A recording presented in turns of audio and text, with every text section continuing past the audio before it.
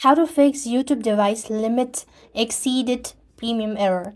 Hi everybody. In this video, I'll be showing you the procedure to fix your YouTube device limited exceeded premium error. So in order to fix it, what you'll need is first thing first, open up any Google account, or you could open up any Google service. Now then, I'm just going to open up the Google itself and then tap on the initials. Now then, I have to tap on the profile icon from the top left corner of your screen. Then click on manage your Google account.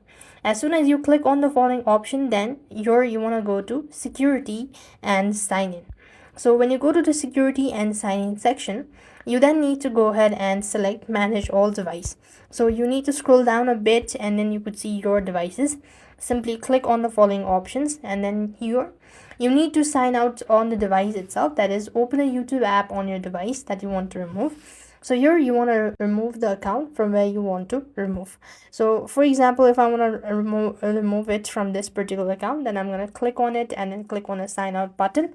And this is the way you could fix YouTube device limit exceeded premium error. So now then you could go ahead and verify. So that's all. I hope the video was helpful. Make sure to like, share and subscribe. Thank you for watching. See you in the next video.